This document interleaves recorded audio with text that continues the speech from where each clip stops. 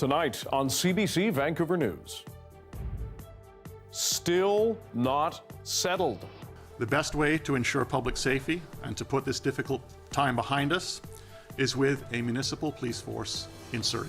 BC's top cop recommends Surrey say goodbye to the RCMP. I will not make a decision on a half-baked report from the Solicitor General. Surrey's mayor says no. Plus, the jury at a coroner's inquest into Miles Gray's death will not see a graphic photo of his body after a violent altercation with Vancouver police 8 years ago. It will be very telling to see those photos because the 14 officers have denied that there was any blood, any injuries to his face. More on the final day of testimony. And after weeks of delays, the trial resumes for a man charged with murder in the death of a Burnaby teenager 6 years ago. The Crown is revealing new details. This is CBC Vancouver News.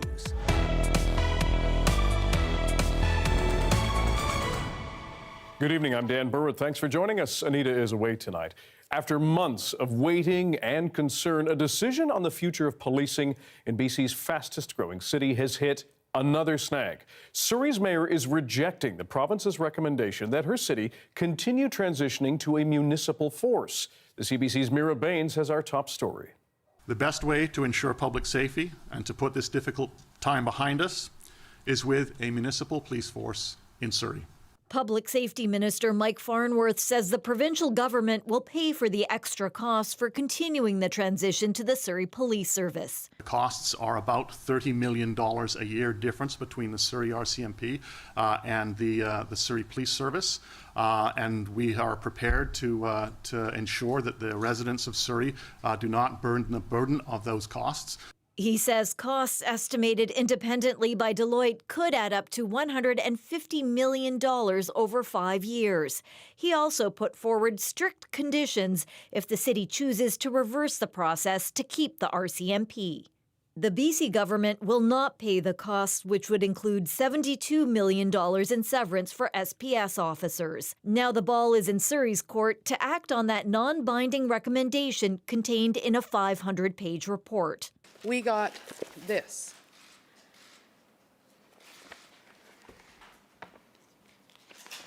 We got that.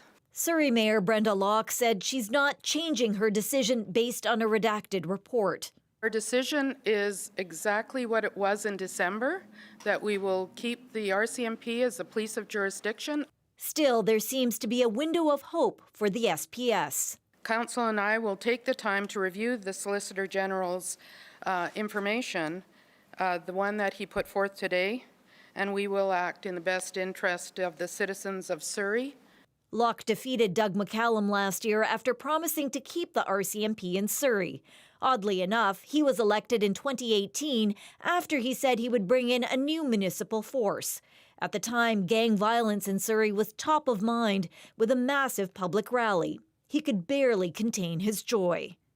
I just want to say, what a great decision. I feel like doing some dancing up here, you know. And it's a great decision for the people of Surrey. In contrast, disappointment at Surrey RCMP headquarters. Well, I think today it's a degree of disappointment that we do not have a final decision. A large reason for the province's recommendation was chronic staffing shortages at RCMP detachments across BC, and the risk of further shortages if the RCMP was forced to transfer hundreds of officers back to Surrey.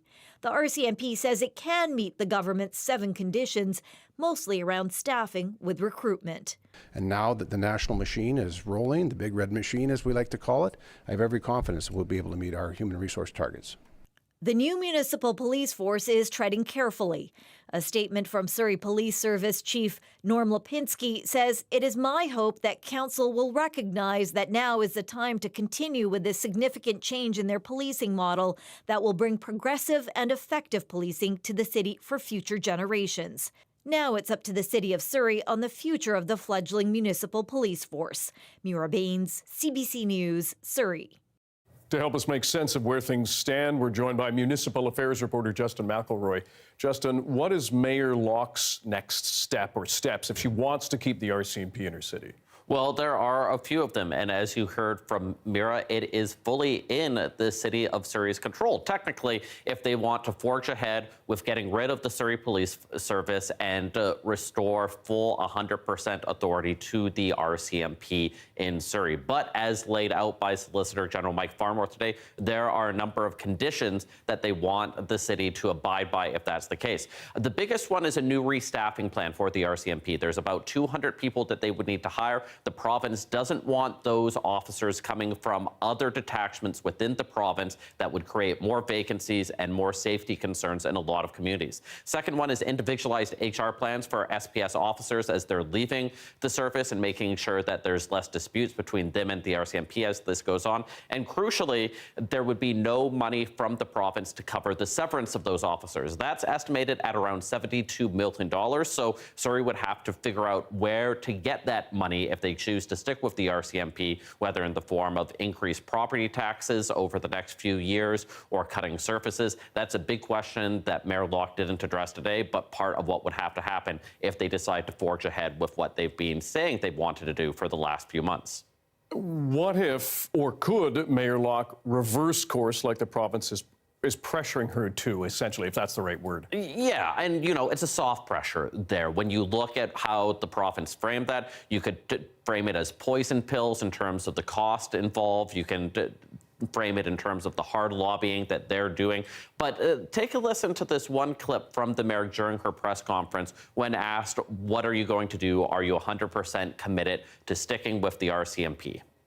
But all things are on the table, and certainly we're waiting to get the report, and I will not make a decision on a half-baked report from the Solicitor General. So he either gives us the fulsome report so we are dealing with the same information moving forward as he did. Now, the Premier's office told CBC News that Surrey is available to have all of that information that's in the report. We'll see if that happens. We'll see if it's done in a public setting or not. But certainly, the mayor gave herself a little bit of wiggle room today to make a decision to stick with the Surrey Police Service if they look at all of this information and decide it's too much political capital and financial capital to go forward. People might have been hoping that this would be resolved after 5 years of discussion today. Not the case, but certainly new questions and issues for the city of Surrey to deal with as they go along their path. Right. Justin McElroy, thanks very much. After weeks of delays, the jury trial for Ibraham Ali has now resumed. He's charged with first-degree murder after a teenager in Burnaby was found dead 6 years ago. As John Hernandez reports, prosecutors revealed new details surrounding her death in their opening statement today. And a warning for you, some people may find these details disturbing. It was the first time Ibraham Ali stood in front of a jury since declaring his innocence to them nearly 4 weeks ago. He's the man accused of first-degree murder of a 13-year-old girl in Burnaby back in 2017. The girl's name is protected by a publication ban. Ali entered the court and then took a seat next to his interpreter and listened as the Crown outlined its opening statement.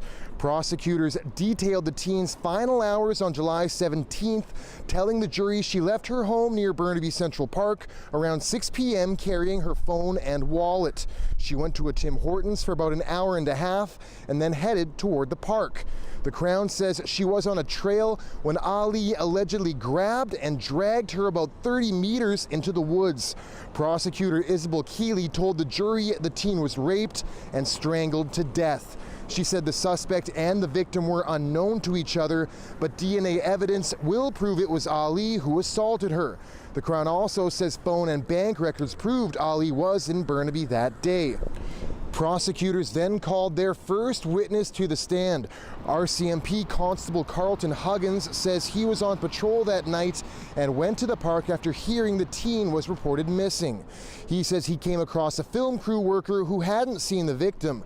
Police were able to ping the victim's phone, leading Huggins and another officer to a southeast corner of the park. Huggins found the victim's phone on the edge of a trail and then radioed for the service dog team. When they arrived, it took them less than a minute to find the teen. Huggins said the girl was half naked and clearly dead. In the defense's cross-examination, Huggins was pressed for more details on the film crew worker he came across but couldn't recall. The trial is expected to continue until at least the end of June. John Hernandez, CBC News, Vancouver. A man has now been arrested and charged after an Uber driver was attacked in his car last week. It was recorded on video. Abbotsford police say they arrested 38-year-old William Tickle last night. Today, the Crown approved charges of assault causing bodily harm and uttering threats. Tickle has numerous unrelated charges against him, including assault with a weapon, sexual interference, willfully obstructing or resisting or obstructing a peace officer, and theft. He remains in jail. The Supreme Court of Canada has now ordered a new evidentiary hearing in the case of two men found guilty of first-degree murder in the Surrey 6 gang slayings more than 15 years ago. Lawyers for Cody Havishar and Matthew Johnston claimed the trial judge made a mistake by dismissing evidence of police misconduct during the investigation. And in a unanimous decision, the High Court agreed. 6 people were murdered in a Surrey high-rise in 2007, including 2 innocent bystanders. The mother of one of them, Chris Mohan, says she is not looking forward to returning to court. I spent 219 days in court. And now I am thinking, how do I go and make this happen again? How much strength is left in me? Sometimes I feel like, I will be dead and gone like my son. And this thing will still be rolling on. Matthew Johnston died in prison last December, but lawyers for Havishar hope this new hearing could lead to a stay of proceedings. There will be one more day of testimony at the coroner's inquest into the death of Miles Gray after a violent encounter with Vancouver police in 2015. As Belle Puri tells us, today's hearing was delayed by almost 2 hours because of a fight over a photograph. Miles Gray died after a fight with Vancouver police officers. During the coroner's inquest into his death, photos of the lawn where it happened have been shown to the jury, but so far none have shown him. The picture in question today includes a graphic image of his body. I took the position on behalf of the family that this would be of assistance to the jury. Lawyers for Vancouver police and for officers who have testified at the inquest argued the jury didn't need to see the photo. It will be very telling to see those photos because the 14 officers have denied that there was any blood, any injuries to his face. The coroner said he was torn between complete transparency and proper procedure. If the photo had been introduced earlier in the inquest when witnesses could address it, it likely would have been admitted as an exhibit. But the coroner says to show it to the jury on the last day of the inquest would be out of context. The photo was denied. While disappointed with that decision, Gray's mother says she's satisfied with the testimony of a forensic pathologist and a toxicologist. There was no indication of drugs or substances, testosterone or otherwise, in my son's blood. And the pathologist said Miles Gray wouldn't have died that day had he not been held down in restraints with weight on him. The jury was told Gray died in a perfect storm of conditions that pushed his body over the edge. Until the current Canadian outdated police practices, attitudes, recruitment, and training is changed, there will be more violence, more deaths, more families destroyed, more trust betrayed, and we have to work together to fix this. Friends and family say they may have exhausted avenues of getting justice, but they won't stop their fight for accountability and attempts to make sure no one else dies like Miles Gray. Belle Puri, CBC News, Burnaby. Coming up, more on the future of policing in Surrey. We'll hear from the man who outlined the roadmap from the RCMP to a city force and how reality has strayed from that plan. Stick around.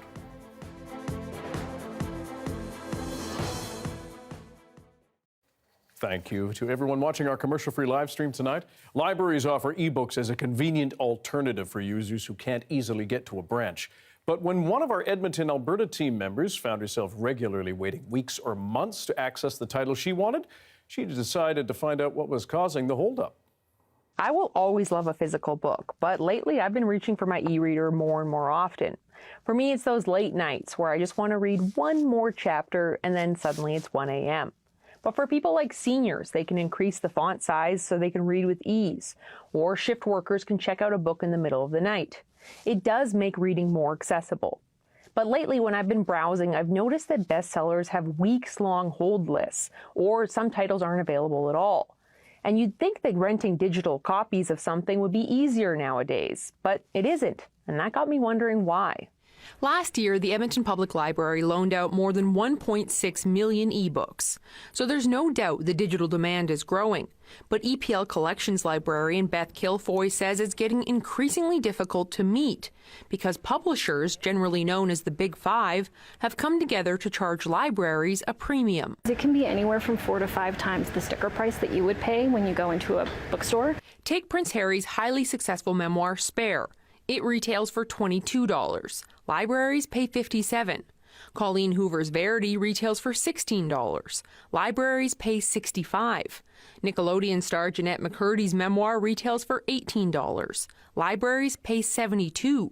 And those price tags come with terms. We might purchase a title and only have access to it for 2 years, or it might only be able to go out for 26 checkouts, and then we have to make a decision about whether to repurchase it or not. So we're both balancing higher prices and also shorter access for those materials. So why the premium?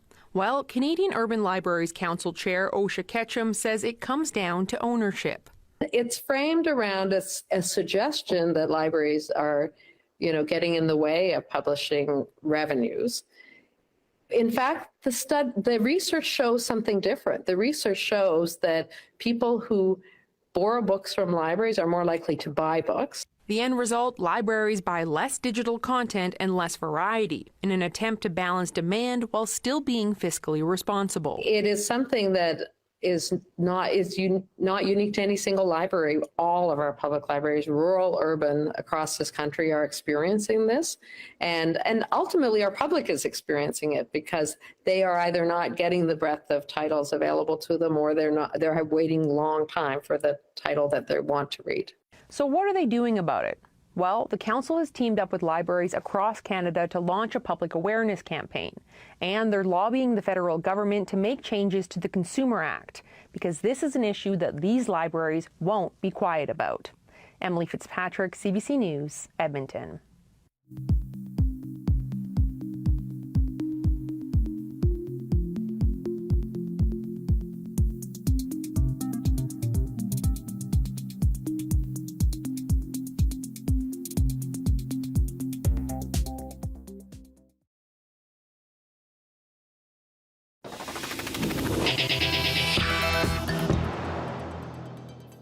Back to our top story now. BC Solicitor General recommending that the City of Surrey keep its city police force and keep transitioning away from the RCMP, further extending an already lengthy process. For more insight on this, we're now joined by Wally Oppal, former BC Attorney General, Supreme Court Justice, and Wally, you, of course, the former chair of the Surrey Police Transition Task Force. You wrote that 2020 report outlining how Surrey would replace the RCMP with a municipal force.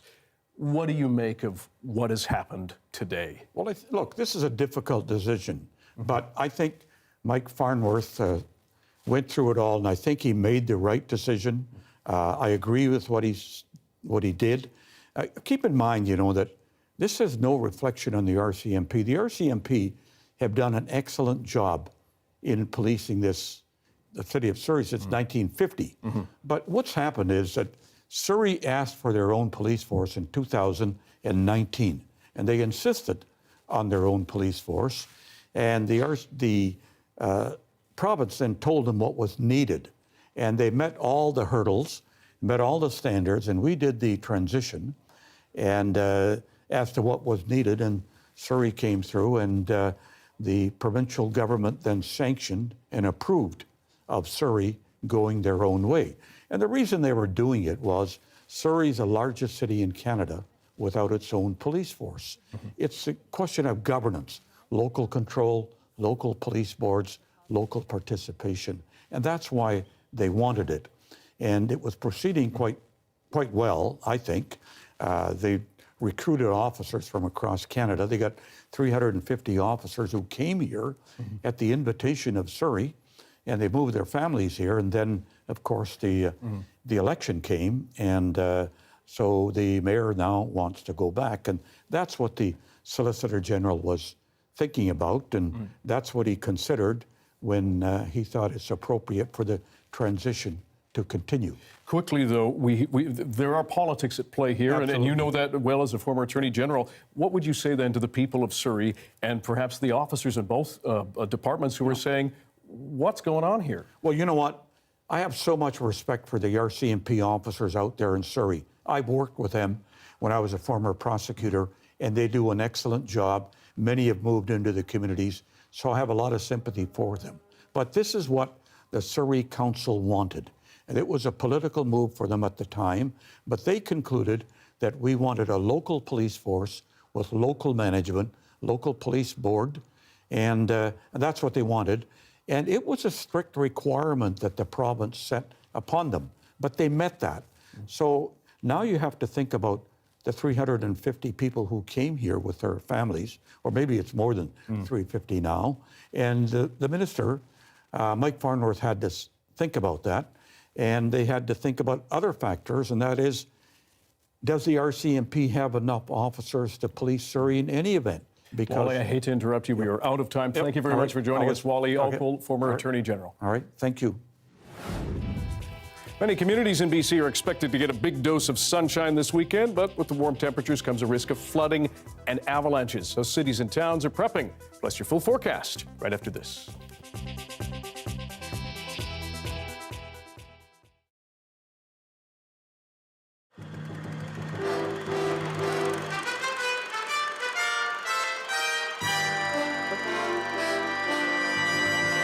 Entrance on the North Vancouver side. The tunnel is used to carry water to Vancouver from the Seymour River. It's been shut down for repairs, and the regional district thought it would be a good idea to give the media a tour before they reopened it. So the next stop is going straight down 400 feet is not my idea of a good time, but we'll see what happens. When was the last time that this cable was checked? Oh, about 10 years ago. 10 years ago, great, thank you. Going down the shaft is like descending down the side of a 40-story building. Don't look down.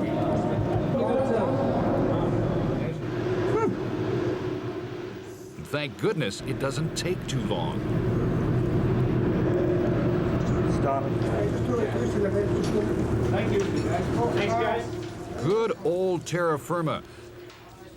Before taking this ridiculous walk, they made us sign release forms and said anyone suffering from vertigo or claustrophobia should forget it.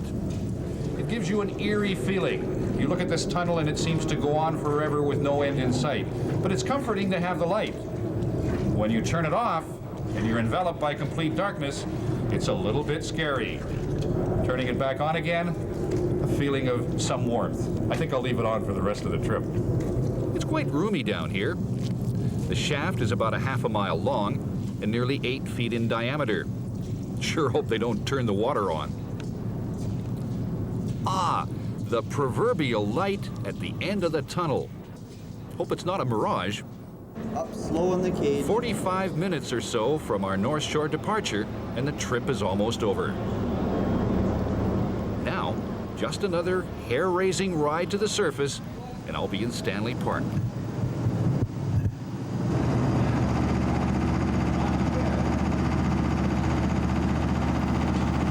Not too many people can say they've walked from North Vancouver to Vancouver underneath First Narrows. And it's dark down there, and it's nice to be back in the sunshine. Bob Gillingham, CBC News.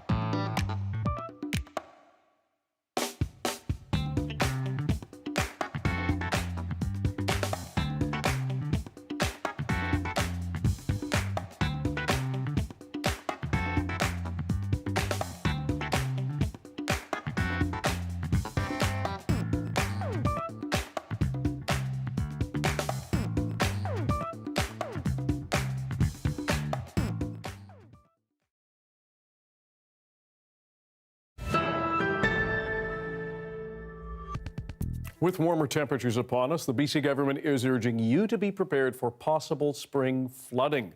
Mid-elevation areas may see increased flood hazards this weekend, especially near streams and rivers. Spring and early summer can bring the most severe floods because of melting snow and rain, and communities are working to stay ahead of those high waters, potential waters. Cities and First Nations in the Fraser Valley have now agreed to work together against floods and in recovery efforts. We are providing an additional $8.5 million for several recovery projects made necessary by the atmospheric rivers that were not covered by the DFA program, including upgrades to the Barrowtown pump station, which was overwhelmed by floodwaters in late November of 2021. Just over $3 million will fund the Barrowtown pump station upgrades. The remaining $5.5 million will go to 9 other recovery projects for those not facing possible infrastructure damage. Environment Canada says the jump in temperatures is still a cause for concern. These high stream flow advisories cover most of the province. So, the concern would be those rivers changing quickly over the weekend. So if people are maybe swimming in there or fishing or even hiking nearby, you definitely want to be concerned, be aware that those rivers could be rising pretty quickly as we go through the weekend, and just kind of, be careful out there, if you will. Kuljeet Kaila joins us now with a BC-wide forecast. Floods are one thing, Kuljeet. What are you watching for? We're watching for temperatures dropping, a little bit of rain coming on Sunday, which we weren't expecting, but also avalanche warning. Let's start off with the rain that is coming on Sunday morning as we look at our forecast. Should arrive around 10 or 11 a.m. It hits the south coast. It's not going to stick around for very long, and it's going to be very little. It's just caught us off guard today. Yesterday, there was no sign of rain for the weekend. Today, 70% chance. Current temperatures across the lower mainland, 27 in Hope. That was the highest in all of BC, 25 in Abbotsford and across the Tri-Cities, 17 in Vancouver, a little bit cooler by the water, above seasonal highs and lows. Like I said, the BC hotspot, 28 degrees we got to in Hope, 70% chance of rain starting on Sunday. Will cool things down just a little bit. Across the province for tomorrow, lots of sunshine, 22 in Prince George, 25 in Williams Lake, across Kelowna and Cranbrook. Sun all the way through. Now this means snow is melting at a rapid pace, and this is our avalanche warning map for all of BC, sitting at high in many, many spots of the north coast through the Cariboo region into the Kootenays, even parts of the lower mainland and Greater Victoria, Inner Island as well. So if you are going out, be extra careful. Sunshine for tomorrow, bit of rain on Sunday, possible for Monday, back to a sunny stretch for Tuesday and Wednesday. So we do get a chunk of rain, though, on Thursday. This will really cool things down end of next week before we return to a mix of sun and cloud on Friday, Dan, but still in the double digits, which is nice. I think we'll take it. Thanks, Kuljeet.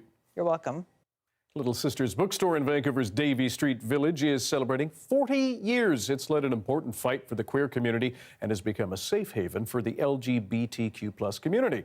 Yasmin Gandam has more. It's our birthday. You can't miss it. It's a big milestone for an independent bookstore, plus pride, for in the community. I mean, it's been in this location for 28 years, previously 12 years at Thurlow and Davie. It's a great honor to be here, and it's a legacy that we hope to keep working on. People can find all kinds of pride supplies, books, greeting cards, clothing, and adult wellness products. We're giving out cake, we've got a DJ, we've got lots of giveaways.